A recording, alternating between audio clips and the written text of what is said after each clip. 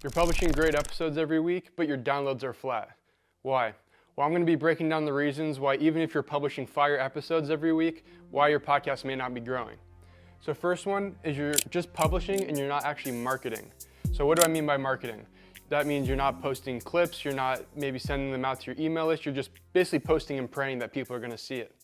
So just because you have great content does not mean that you're going to have great reach. So you need to be doing some extra marketing to really get your podcast out there.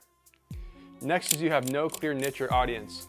So you really need to dial in like who is your podcast for? Be really specific about it. So one example could be like mine is for fitness coaches making 10K a month or more, or like mine is for up and coming entrepreneurs. You know, whatever your niche is, you need to be very specific and really know who that audience is that you're speaking to. Next is that you're not hooking people in the first 60 seconds.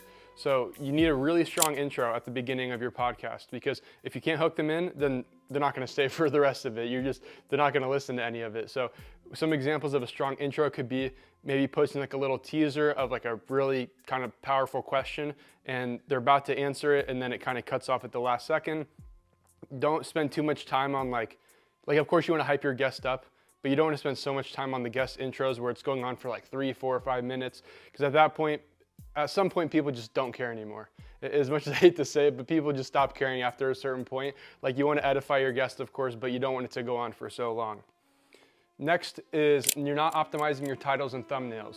So a good key, especially for your titles, but even for your thumbnails as well, is you want curiosity plus clarity.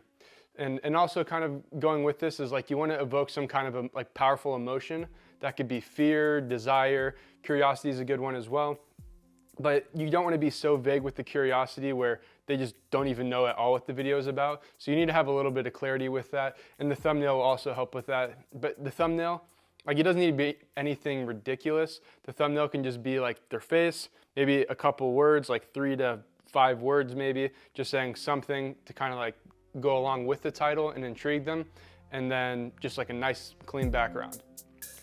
Next is you're not leveraging your guest audiences. So what do I mean by this?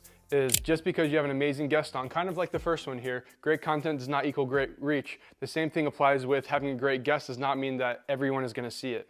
So how can you get them to see it? How can you tap into your guest audience?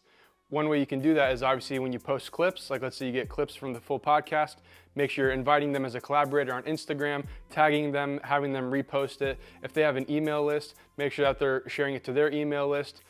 Same thing with your marketing, sharing it to your email list. But you want to really tap into your guest audience as much as you can, especially if it's a really big guest. But you know, it doesn't matter who the guest is, you should always be trying to tap into their audience. Next is no consistency. So audiences grow when they know what to expect. So what does this mean?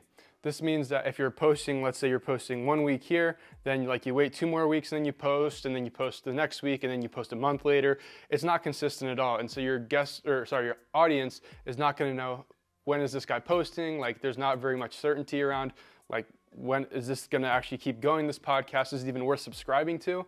So you want to have consistency in that area. Also have consistency in like the format of your podcast. So like, are you having on guests, or is it just going to be you? Or is it just kind of like all over the place? Or is the topic changing constantly? Like, are you one day talking about sports, the next day you're talking about business, the next day you're talking about like plants, you know? You want to have some kind of stability and consistency with it. And then the final one, last but not least, is that you're not reviewing, or maybe you're ignoring the data. So it's important to go over the data, because then you'll know which episodes are doing the best, obviously, and you can kind of double down on whatever that topic was, or you can see where did it spike, like where did people tend to either go back and listen to it, or did it have the best retention, and you can be like, oh, okay, people really liked what I was talking about here, so maybe we'll kind of revisit this in another podcast. And also with the intros, like you can see in the intros if people are dropping off right away, and so you want to think about like, okay, let me test out new things every single podcast and like kind of stick with what's working, and then you'll start to see, like, as you make little tweaks with the intro, eventually, as you look at the data, you'll see, oh, my retention rate went from the first 60 seconds only having like 10% of people staying to maybe now it's at like 15 or 20%, and then it keeps growing and growing as you continue to work on it. So that's why it's really important to review the data. And this is all a lot. It may seem like a lot to try to do at once. And if you want help with going through all this and me explaining it in a little bit more detail and how it applies to your podcast, send me a DM here on Instagram at AndrewMSmith99, and I'd be happy to have a chat with you and see where I can help you out. In the meantime, hope you have a great one. See you guys next week.